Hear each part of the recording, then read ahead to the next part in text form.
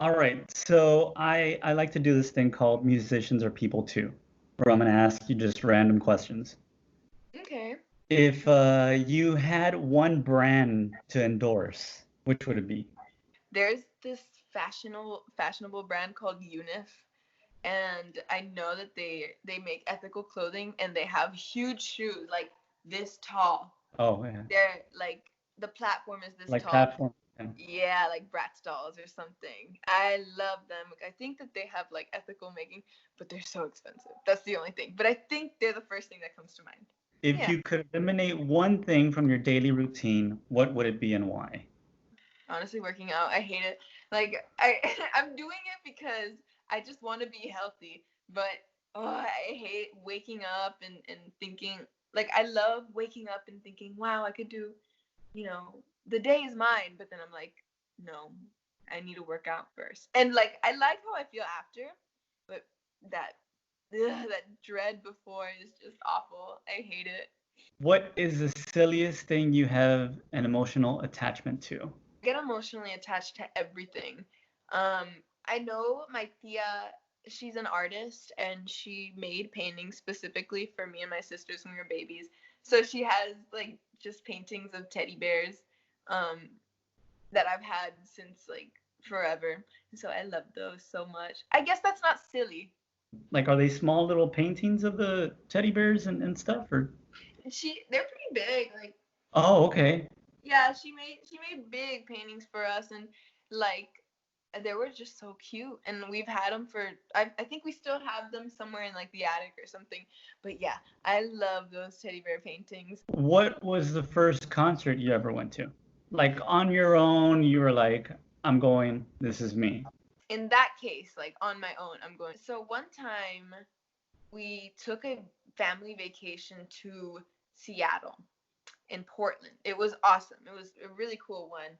Um, and I remember one of my friends texted me and she was like, "Hey, you know Cuco, Yeah, the yeah, and you know Rex Orange County, I'm yeah. sure." Well, they were playing in Seattle like the night that we were there, and I was like, "Oh my god, I get to see them!" But they were sold out, and so we were like, "Oh, okay." And the next day, we were actually gonna take a road trip to Portland, Oregon, which is like maybe a few hours down, and so we found out the next night they were also going to like their next tour place was Portland, Oregon. So we ended up going there, and even though it said sold out, we were like, what else are we gonna do? We didn't have plans that night, and so we went, and it was just me and my sister that time. So we went to the venue at the Rex Orange County venue. We were super late, even though it was sold out. But because we were so late, the security officer was like, um, we have two extra tickets if you want to use them. We were like, okay. And like, there were no two extra tickets, but it was so late in the concert anyways. And so we got in, and then we left early, and we met Kuko. And that was the cool. It was just Really? me and my sister. Yeah, yeah. And so he signed my shirt and everything because I was like, I mean, Kuko's right there, and Yeah, yeah. it How was long super was cool. that? Huh? How long ago was that? That was like 2 years ago, I think. It was He yeah was around starting to two. blow up. Huh? He was starting to blow up, wasn't he? Yeah, that was his like pre like I think that was probably a few months before he was like just he Yeah, became an icon for everyone. But yeah, it was like his prime time yeah. almost. What's the worst haircut you ever had? Oh, that's easy. When I was in fifth grade, I did this thing. I would always do locks of love, which is Oh yeah, yeah, yeah. locks of love. Yeah, where Yeah. you donate your hair to Yeah. cancer patients and stuff like that. Yeah, so my mom, I was always like, I want to cut my hair. So my mom was like, you should do it, locks of love. So um, I would always do that. And then in fifth grade, I was like ready to donate again. And then we just went anywhere. I don't remember the place it was called, but we didn't know the hair cutter or anything. Um, and so she cut my hair super short, but she did it like, she cut it here and then in the back she went higher, and so like I basically had like a bowl cut in back and then like hair right here, so I had a coconut head and I had bangs too. What dance move are you secretly awesome at? None. No. Well, Okay. because like, we're from Laredo. Like I feel like we all know basic cumbia, but I can dance sometimes, but it just depends on the night. It just depends on the vibe. But I'm a pretty bad dancer. I've Yeah. even sang about it in my songs. Oh my god. Yeah. So now let's get into the music stuff, right? So Oh, you're doing your new track, like it just came out today, right? Death of the And Idol. um, so when did you write these new tracks? Are they older ones or? Um, Death of the Idol, that one I came up with in like a month. So I probably started on it about a month ago and I just loved it and I was like, I want to post this one. Um, but the B-side, White Lightning, that Yeah. one's already about, I think, or maybe a year-ish. So that one I've been working on for a real long time. Why did you think it took you a year to get that one ready? Yeah, I think White Lightning, I was definitely more scared to put it out because recording it was way harder. As in it's not a synth song like my usual stuff. So with synths, you can, just get on the MIDI or maybe get on GarageBand on your phone even, and it has amazing quality because you don't have to actually record it. But the um, acoustic guitar I used, it was really hard to record that one. So I've tried and I tried and I tried and it just never sounded right. And additionally, the vocals, that was like a new thing. Um, if you hear it, I think the vocal style is definitely a different approach than I've ever done. So I really wanted to perfect that too. So it was just more like it was never perfect. I mean, but I got the closest I could get to perfect. And so I was like, she's ready. Yeah, yeah. I I I dig both tracks, but I actually do really like that's like it's called White Lightning, right? Yeah, Yeah, I really do like that one. It's thank you. Yeah, I worked hard on that one. It's my special baby. yeah. It's so long. So you had posted some, and by the way, you have an Instagram post Yes. where it's you well, you're looking at yourself from inside the mirror and you're looking Yeah. away from the mirror, right? It's kind of like Hmm. a reflection kind of thing. Yeah. Um, and you wrote on it, reflecting on the past, observing the past, being happy with the progress since the past, but not being upset with the past. Like, what was Mm. your thought process with that post? Was Um. you're you're Yeah. reflecting on what you've done, but you're at peace with it. Yeah. Well, I'm getting there. It's not it's not easy.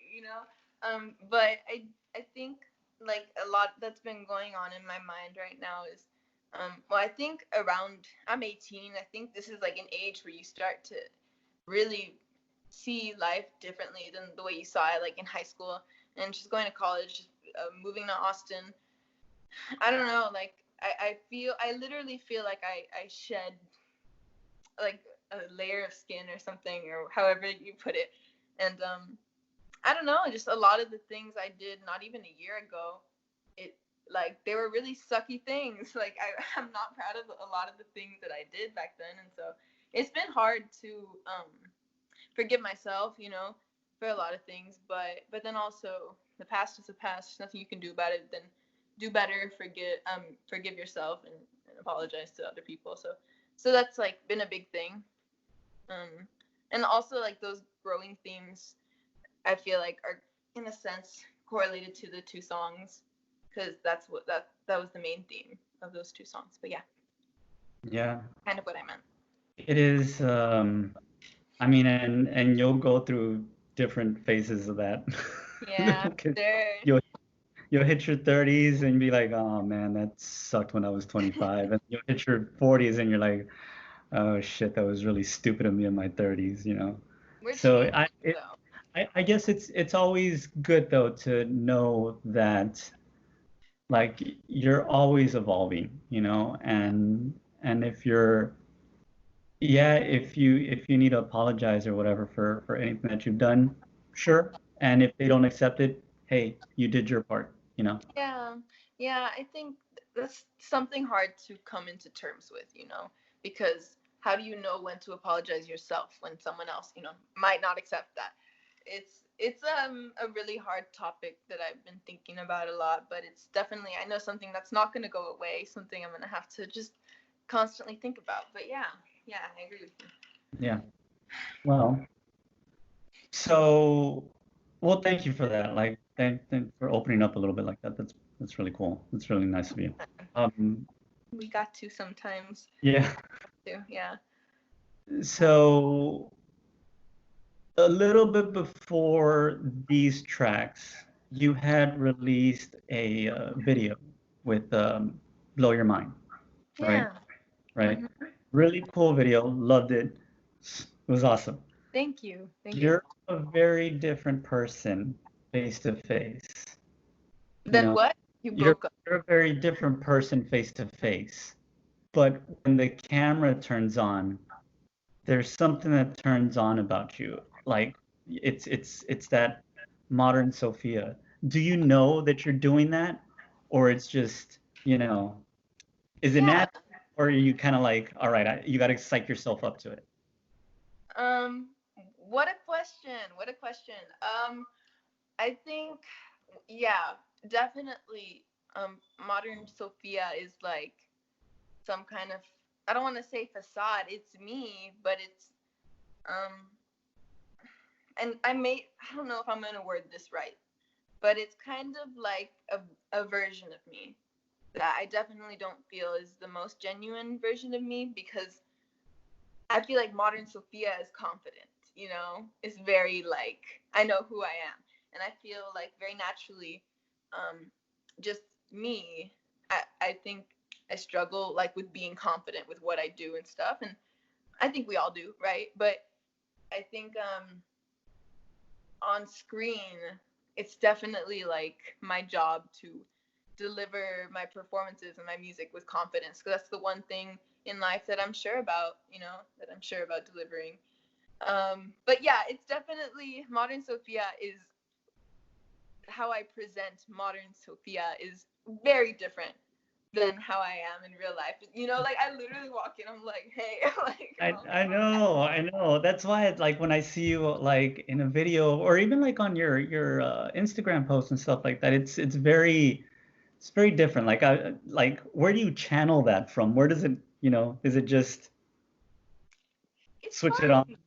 It's It's like a funny because creative I'll tell process. you I'll tell you this much. When we used to do the video podcast thing with the J Ram show and all that stuff, Sergio always had a thing. He's like, all right, we're like this right here, right now, but when the cameras go on, we turn it on. We turn it on. Let's turn it on. And that was his little pep talk. Whether it was for him, but then he kind of got me like, all right, let's do this. Yeah, let's do this. Yeah. Are you are you channeling that same kind of idea in your head? Yeah, I think, we can't always be like motivated. We can't always be like, yeah, like I've got this. I know who I am. I'm confident. It's hard to be like that 24/7. And yeah, I think I definitely, I guess, psych myself out with my modern Sophia content. It's really fun, and I think it's more an expression. It's a art project. It's just a creation of aesthetics and ideas, and I feel like that is a good way to explain modern Sophia. Yeah, no, well, I appreciate you, spending some time talking about, you know, um, the tracks and it's called Death of an Idol, right?